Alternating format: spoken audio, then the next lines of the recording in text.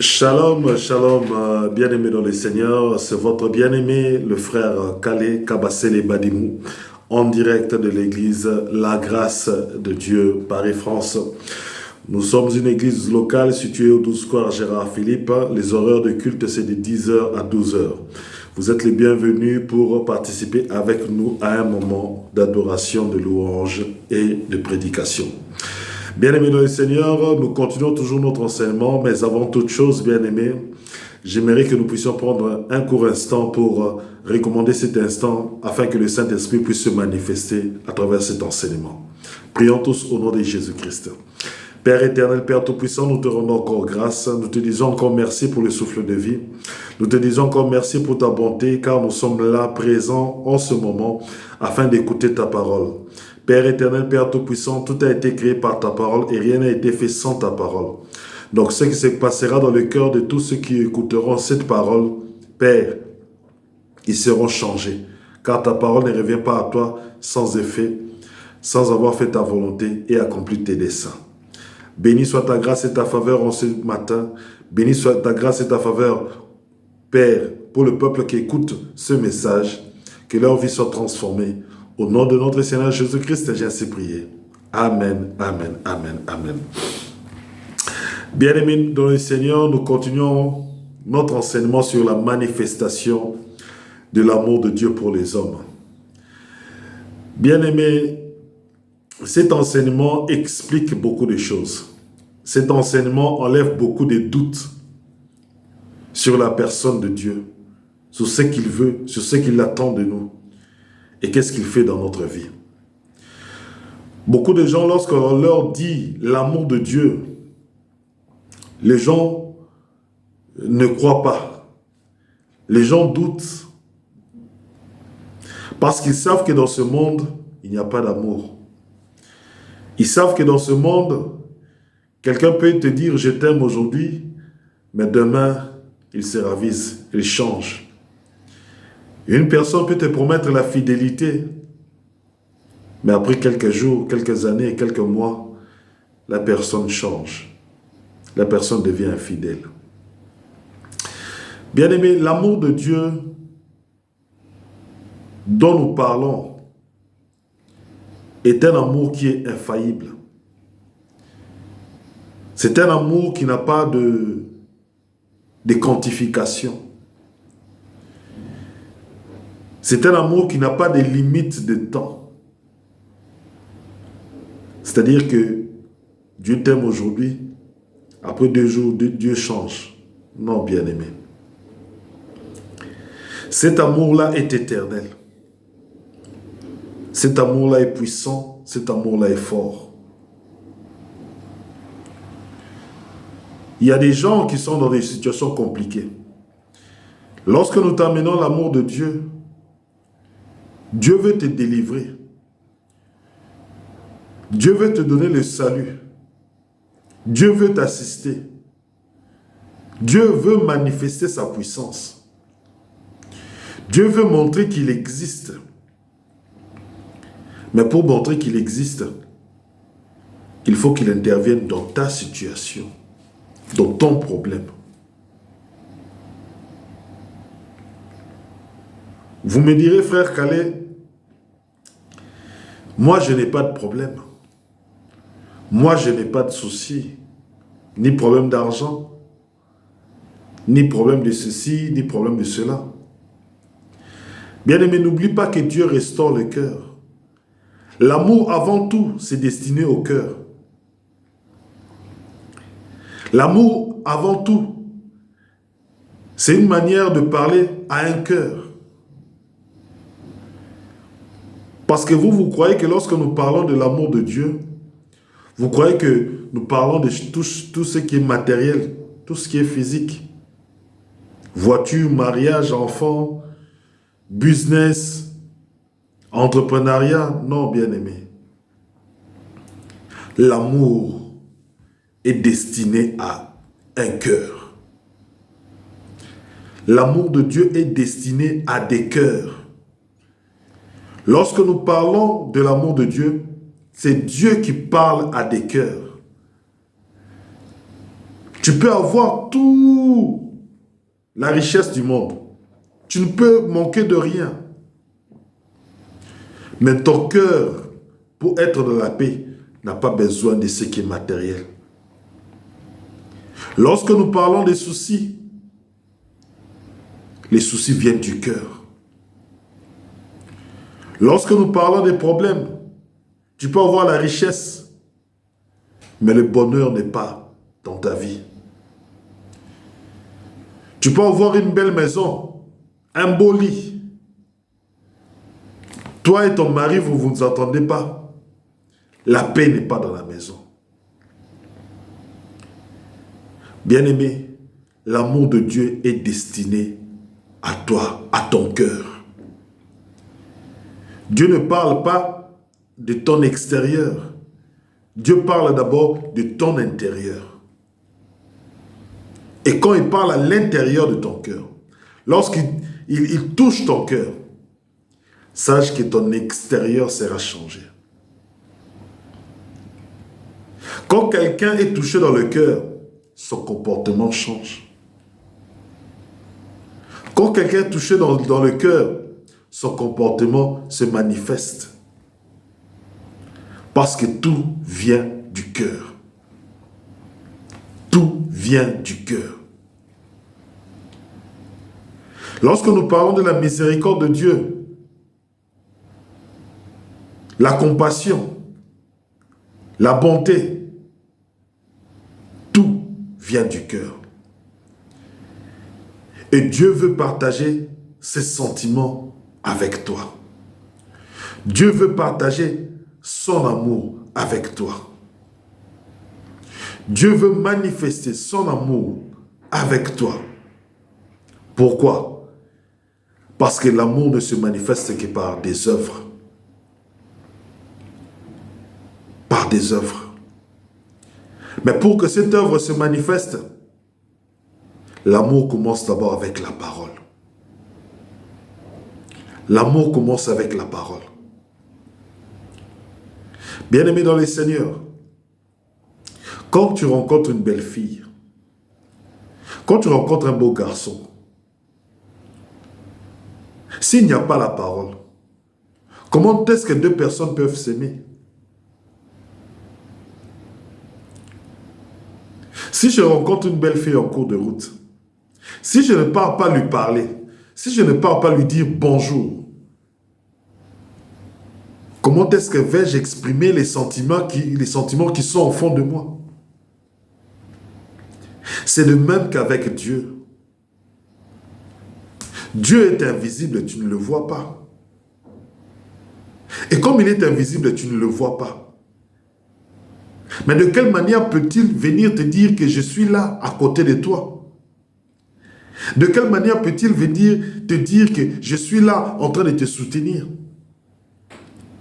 De quelle manière peut-il venir dire, je suis là, si tu as besoin d'aide, crie à moi, j'interviendrai? De quelle manière peut-il montrer sa fidélité s'il ne vient pas te le dire? Or, comme Dieu est invisible, il a envoyé son Fils. Et comme il a envoyé son Fils est venu nous parler. Son Fils est venu nous dire ce que Dieu a dans le cœur. Son Fils est venu nous dire les pensées, la volonté de Dieu dans notre vie. Nous disons que Dieu est amour. C'est pour cela que les gens disent, si Dieu est amour, pourquoi ne se manifeste-t-il pas dans ma vie? Bien-aimé dans le Seigneur, tout commence par la parole. Tout commence par la parole. Il a dit au commencement était la parole. Donc, si vous me voyez chaque dimanche venir vous apporter la parole de Dieu, c'est que je sais que c'est cette parole qui pourra vous réconforter. Je sais que c'est cette parole qui pourra vous soutenir. Je sais que cette parole qui pourra vous donner la force de continuer. Je sais que cette parole, c'est la parole qui permettra de surmonter des combats, de surmonter des épreuves. C'est pour cela, bien-aimé, je vous parle de l'amour de Dieu.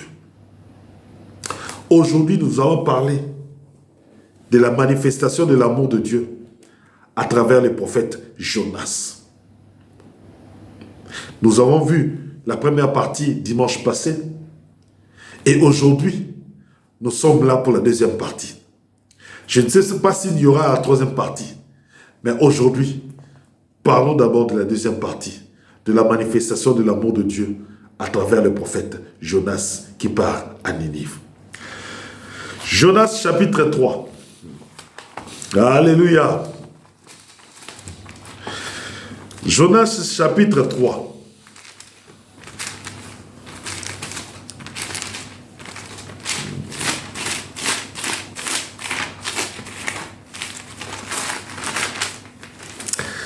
Jonas chapitre 3,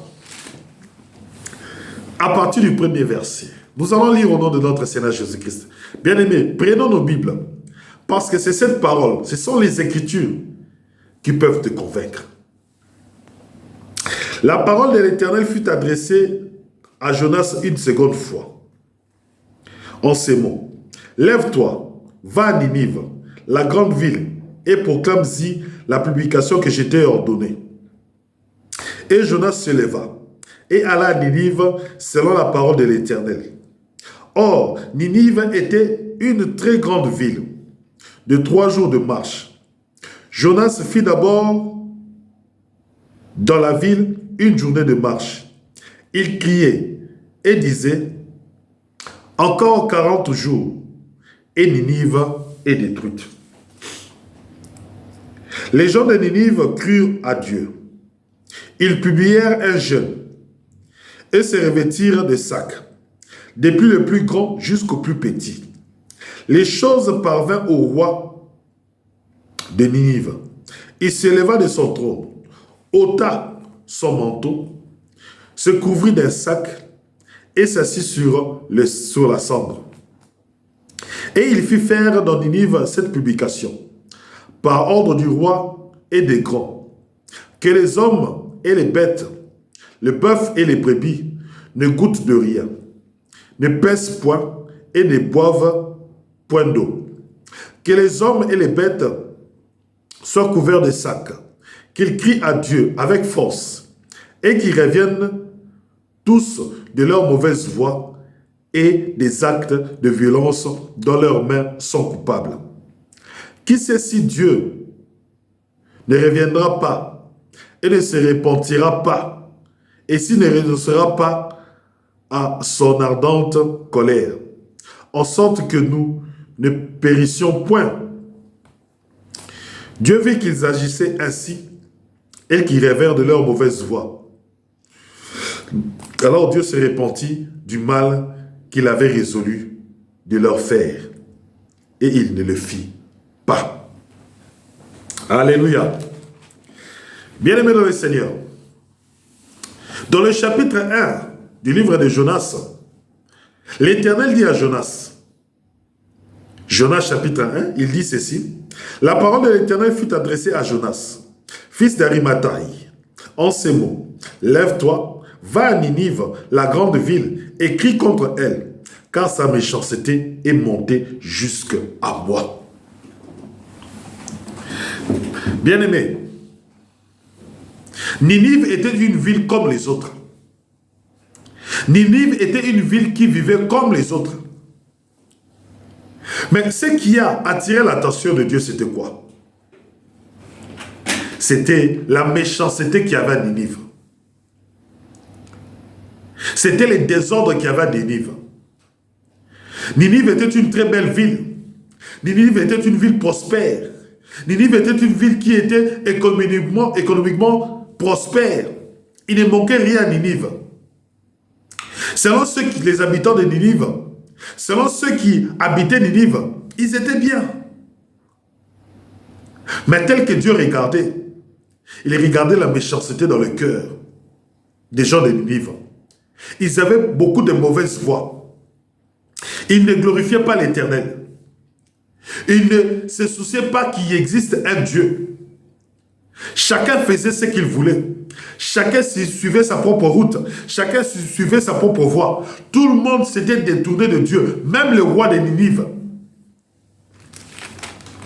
C'est pour cela Dieu, regardant cela, Dieu a eu compassion. Dieu a dit, mais une très belle ville comme ça. Mais au lieu que la ville puisse m'adorer, au lieu que la ville puisse reconnaître que je suis le véritable Dieu, la ville est en train d'être en désordre. Les gens ne se préoccupent pas de ce qui se passe par rapport à moi. Les gens ne se disent pas, mais est-ce que ce Dieu-là est-il content de nous? Est-ce qu'avons-nous la faveur de Dieu? Est-ce que Dieu n'existe-t-il pas? Alléluia. Comme bien-aimé, comme toi qui m'écoutes, toi qui me regardes. Tu te dis, je suis prospère. Tu te dis que j'ai tout. Matériellement, j'ai des habits. Matériellement, j'ai une maison. Matériellement, mon business, mon commerce, mon entrepreneuriat marche. Mais bien-aimé, Dieu regarde ton cœur. Parce que la méchanceté, c'est dans le cœur. Comme Dieu regardait le cœur des gens, des habitants de Ninive, il regarde leur cœur, leur cœur est méchant. Dieu aussi voit ton cœur aujourd'hui. Il voit ton cœur, il dit que ce cœur est méchant. Ce cœur n'est pas bon. Ce cœur ne veut pas se repentir. Alléluia. C'est pour cela que Dieu prend Jonas. Il dit, Jonas, toi qui me connais, toi qui m'adores, toi qui me loues, je te dis, viens, je vais t'appeler, je vais t'envoyer à Ninive.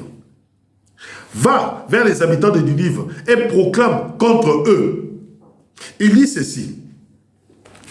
Il dit,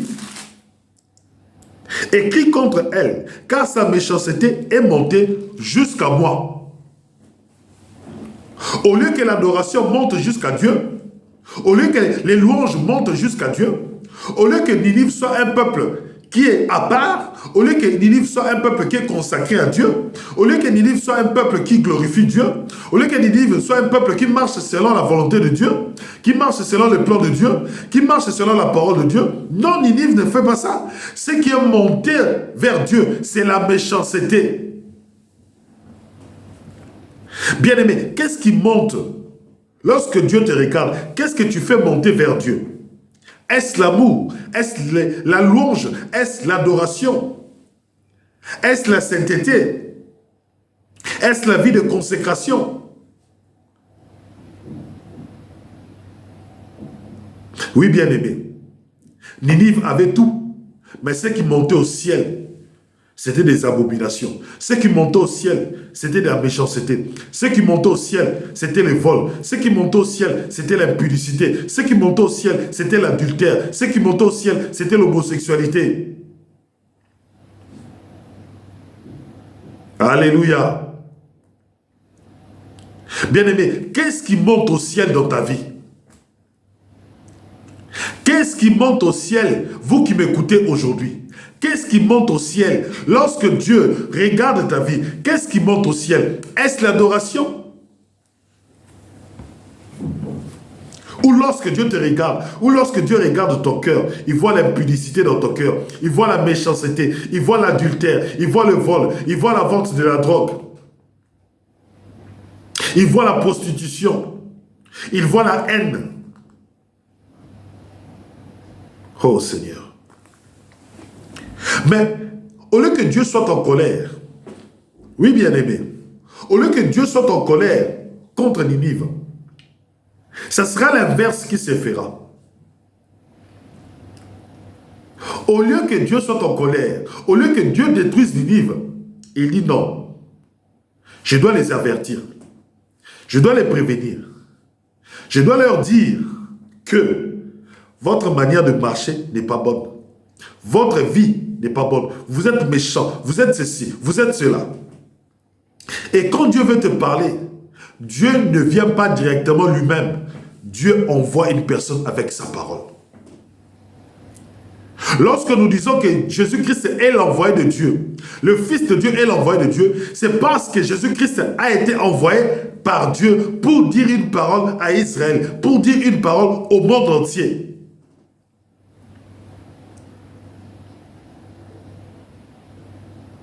Mais cette parole-là, c'est quoi? C'est la parole de l'amour. Cette parole-là, c'est quoi?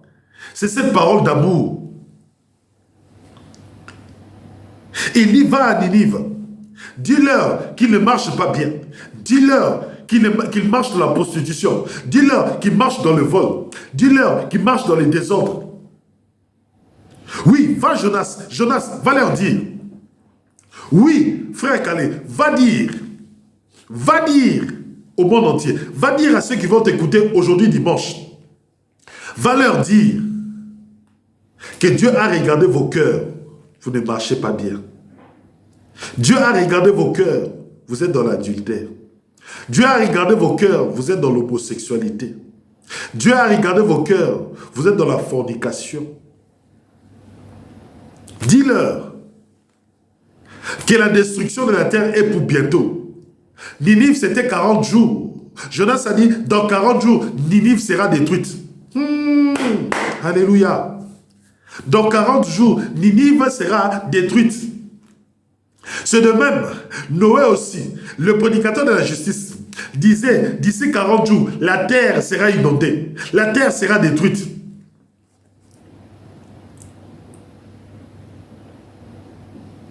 Jésus-Christ est venu nous avertir que Dieu a décidé que la terre bientôt disparaîtra. Jésus-Christ a été envoyé pour nous dire que la terre bientôt disparaîtra. Mais avant que la terre ne disparaisse, Dieu a proclamé une année de repentance. Dieu a proclamé une année dans laquelle il veut que tu reviennes de tes mauvaises voies. Dieu a proclamé une année dans laquelle il veut te manifester sa bonté, il veut te manifester son amour.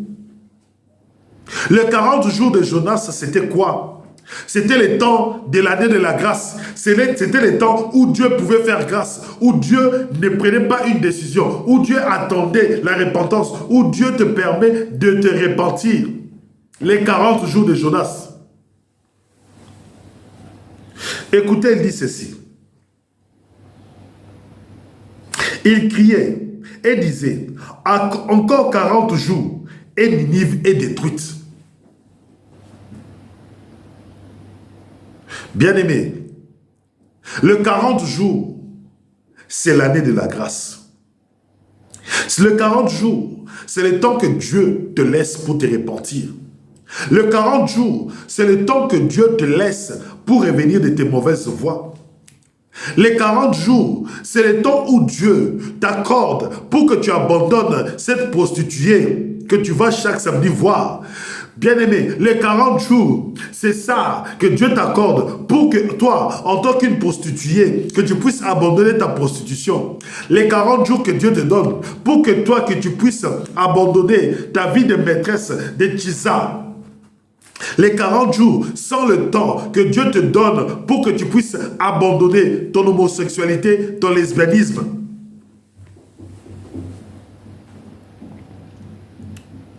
Dieu ne peut pas venir seulement comme ça, pas te frapper. Non, Dieu ne peut pas venir seulement comme ça, détruire Ninive comme ça.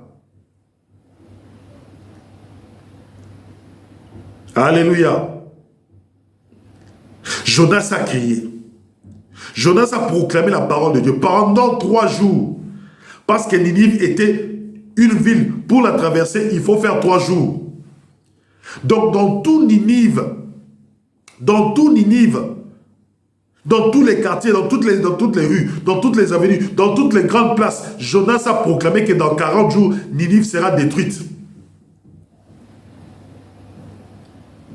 Bien-aimé, regarde la réaction des habitants de Ninive. Les gens de Ninive crurent à Dieu. Ils publièrent un jeûne et se revêtirent de sacs, depuis les plus grands jusqu'aux plus petits. La chose parvient au roi de Ninive. Il se leva de son trône, ôta son manteau, se couvrit d'un sac et il s'assit sur la cendre. Et il fit faire dans Ninive cette publication, par ordre du roi et des grands, que les hommes et les bêtes, les bœufs et les brebis ne goûtent de rien, ne pèsent point et ne boivent point d'eau. Que les hommes et les bêtes soient couverts de sacs, qu'ils crient à Dieu avec force. et qu'ils reviennent tous de leur mauvaise voie et des actes de violence dont leurs mains sont coupables. Qui sait si Dieu ne reviendra pas et ne se repentira pas, et s'il ne renoncera pas à son ardente colère, en sorte que nous ne périssions point. Bien-aimés, lorsque Jonas a commencé à proclamer la parole de Dieu, lorsque Jonas a commencé à dire, vous êtes des prostituées, Dieu n'aime pas ça, vous êtes des homosexuels, Dieu n'aime pas ça, vous êtes dans l'abomination, Dieu n'aime pas ça. Tu es vendeur de drogue, tu es un escroc, tu es un assassin, tu es je ne sais pas, tu es un impudique, tu es un adultère, tu couches avec des filles par-ci par-là, tu n'es pas fidèle. Tu es dans de mauvaise foi, tu laisses les orphelins, tu laisses les veuves, tu les abandonnes dans leur détresse, tu les abandonnes dans leur malheur. Les gens de Ninive ont cru en la parole. Oui, bien-aimé, lorsque l'amour de Dieu vient toucher ton cœur, c'est pour te dire que tu es éloigné de Dieu.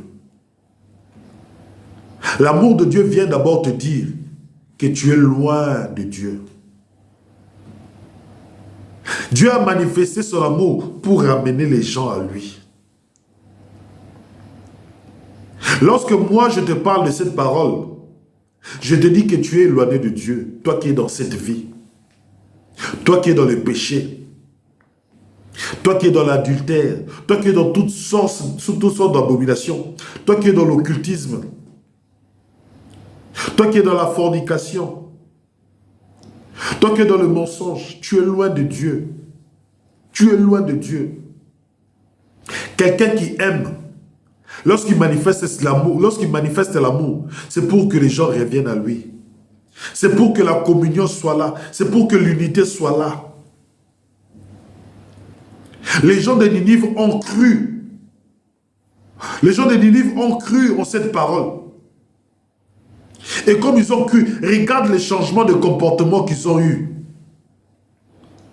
Regarde les changements de comportement qui s'est manifesté. Ils ont cru dans le cœur et le comportement s'est manifesté après. Bien-aimé, tu ne peux pas me dire que toi tu as cru en ce message de la parole de Christ et tu es resté toujours fornicateur, et tu es resté toujours prostitué, et tu es resté toujours voleur, et tu es resté toujours homosexuel, et tu es resté toujours lesbienne, tu es resté toujours bandit, tu es resté toujours assassin. Non, je ne peux pas croire en cela. Tu ne peux pas me dire que tu crois en l'amour de Dieu et tu restes dans le péché.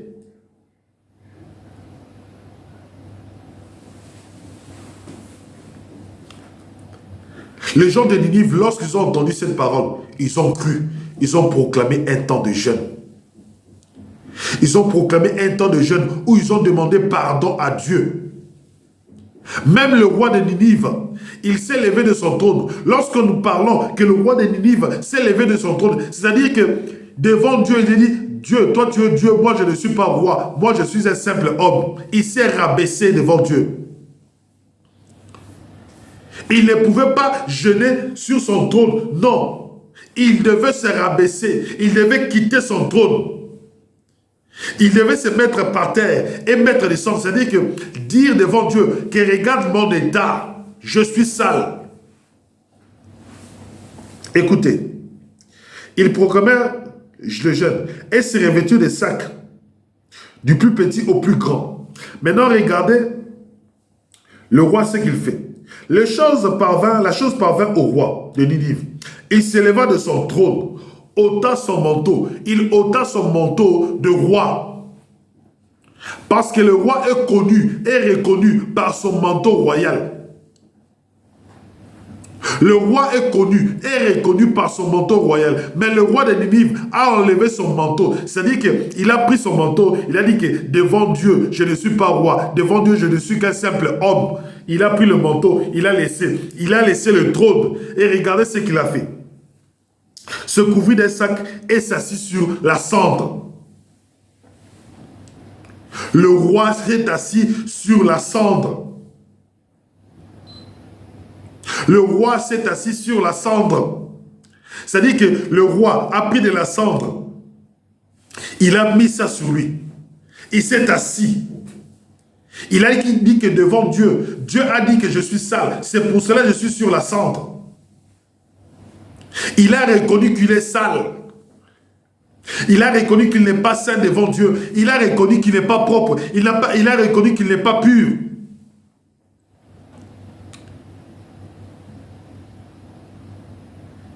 Bien-aimé dans le Seigneur, si toi aussi tu crois en cette parole de l'amour de Dieu, tu ne vas pas rester sur ton trône. Parce que quand tu restes sur ton trône, c'est de l'orgueil. Quand tu restes sur ton trône, c'est de l'orgueil. Et même le roi a enlevé son manteau, signe d'humilité, devant la parole qui a été proclamée par Jonas. Pourquoi? Il a dit, peut-être, écoutez maintenant,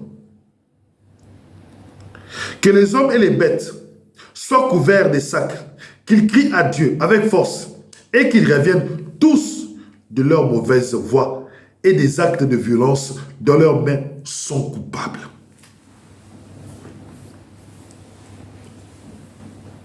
Bien-aimé, quand est-ce que vas-tu te repentir? Bien-aimé, on prêche chaque jour. Quand est-ce que vas-tu te repentir?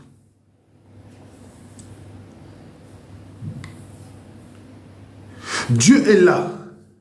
Il veut manifester son amour. Son amour ne vient qu'avec sa parole.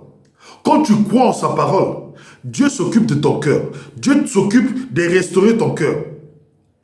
Mais le reste, c'est-à-dire que tous les soucis que tu as tout autour, maladie, pauvreté, blocage, envoûtement, possession des démons, tout ce que tu as comme blocage, Dieu s'en occupe. Dieu s'en occupe. Bien-aimé, tu manques d'enfants. Quand tu crois en cette parole, Dieu vient s'occuper de ces soucis que tu as. Dieu vient s'occuper de ces soucis que tu as. Souvenez-vous de Anne. Anne n'avait pas d'enfant. Anne était triste. Anne ne pouvait... Anne était stérile. Donc elle avait un problème. À tel niveau que, au niveau de son couple avec son mari, ça créait beaucoup de frustration. Ça créait beaucoup de problèmes. Le mari se sentait rejeté. Le mari se sentait mis à part. Le mari se sentait mis à côté. Ça créait beaucoup de problèmes dans ce couple. Le mari lui dit même, est-ce que je ne vaux pas 10 enfants? Anne s'en foutait. Mais le jour où Anne a reçu l'amour de Dieu, le jour où Anne a reçu l'amour de Dieu, Anne a changé de comportement vis-à-vis de son mari. Anne a changé de comportement vis-à-vis de son mari. Anne s'est repentie. Anne a remis son mari dans la place de chef. Anne a dit à son mari, tu vaux mieux que 1000 enfants. Même si je n'ai pas d'enfants, mais je t'aime. Anne a remis son mari à sa place. Pourquoi? Parce qu'elle avait reçu l'amour de Dieu. Qu'elle a été consolée du cœur. Et comme elle a été consolée du cœur, automatiquement, ça s'est manifesté dans le couple. Bien-aimé dans le Seigneur, ton problème peut être résolu facilement. Ton souci peut être résolu facilement. Le problème, ici à Ninive, ils n'avaient pas de problème d'argent, ils n'avaient pas de problème de richesse, ils n'avaient pas de problème extraordinaire. Non, ils n'en avaient pas. Tout marchait. Mais leur cœur n'était pas bon. Il fallait qu'ils se repentissent de leur mauvaise voie. Et aujourd'hui, le Seigneur m'emmène juste à te dire que ton cœur n'est pas bon. que ton cœur est mauvais. Que ton cœur, lorsque Dieu regarde, il n'y a que la méchanceté qui monte vers lui. Il n'y a que des réclamations de personnes. Les gens murmurent sur ton compte. Les gens murmurent sur ton sujet à cause de ton mauvais comportement, à cause de tes mauvaises voies. Parce que tu as abandonné la veuve, tu as abandonné l'orphelin. Dieu te laisse le temps de te repentir. Dieu te laisse le temps de te repentir. Dieu te laisse le temps de te repentir. Bien-aimé, pour Ninive, c'était 40 jours. Bien-aimé, pour nous, nous ne connaissons ni l'heure, ni la date. Bien-aimé, pour Ninive, c'était connu 40 jours. Mais pour nous, nous ne connaissons ni l'heure, ni la date. Alléluia. Bien-aimé, je répète encore, pour Ninive, c'était 40 jours. Dieu avait donné un délai. C'était connu 40, fixé par Dieu, connu par les gens de Ninive. Ils se sont dit peut-être, si nous nous repentissons, si nous changeons de voie, si nous nous détournons tous de nos mauvaises voies, toute une nation se détourne de mauvaises voies.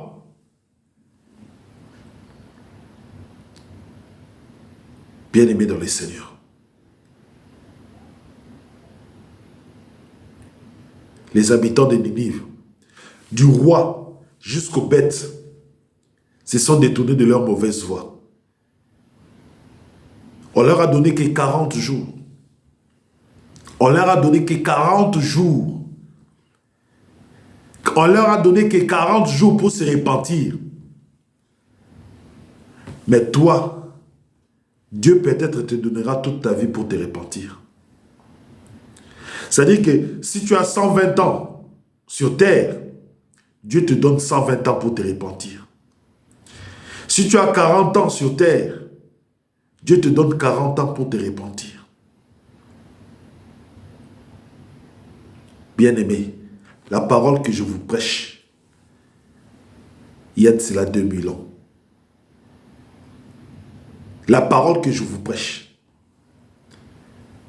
Jonas dont je vous parle, il y a de cela des années, des milliers d'années. Mais Dieu a décidé de détruire la terre. Eux, Jonas, Ninive savait 40 jours. Mais nous ne savons pas quand. Ni même Jésus-Christ ne sait ni l'heure, ni la date. Seul le Père sait. C'est pour cela que je viens cet après-midi te dire, il est temps de te repentir. Il est temps de revenir à Dieu. Dieu a tant aimé le monde qu'il a donné son propre Fils, afin que quiconque croit en lui ne périsse point, mais qu'il ait la vie éternelle. Si tu crois aujourd'hui en notre Seigneur Jésus-Christ comme étant le Fils de Dieu, comme étant le Christ, bien-aimé, tu seras sauvé. Que la destruction de la terre vienne avant ou après ta mort, bien-aimé, tu es sauvé, tu as la vie éternelle. Tu vivras éternellement. C'est-à-dire que Dieu enlèvera sa colère de ta vie. Parce que son Fils, Jésus-Christ, a pris tes péchés. Père éternel, Père Tout-Puissant, nous te rendons grâce pour cette parole que tu nous as accordé d'écouter. Père éternel, Père Tout-Puissant, Ninive avait 40 jours pour se repentir. Mais nous, aujourd'hui, dans l'année de la grâce, nous ne connaissons pas ni les temps, ni l'heure, ni le jour où tu vas dire la fin de l'année de la grâce. C'est pour cela, Père, à travers cette parole, tu nous appelles à nous repentir. À travers cette parole, tu nous appelles à changer nos voies, à changer de comportement. Puisse que ton amour puisse nous toucher dans nos cœurs, afin que nous puissions changer nos comportements. Nous te disons merci de nous avoir fait grâce, de nous avoir fait miséricorde d'écouter cette parole. Merci pour ton Esprit Saint. Au nom de Jésus-Christ, notre Seigneur Sauveur, j'ai ainsi prié. Amen. Amen. Bien-aimé, c'est votre bien-aimé, le frère Kale Kabasele Badimou, en direct de l'église La Grâce de Dieu Paris France. Je vous dis à dimanche prochain pour la troisième partie de cette parole, Jonas, le prophète Jonas à Ninive. Nos cultes, c'est de 10h à 12h chaque dimanche au 12 square Gérard Philippe. Pour nous contacter, regardez la description de la vidéo, vous trouverez mon numéro de contact, téléphone et WhatsApp.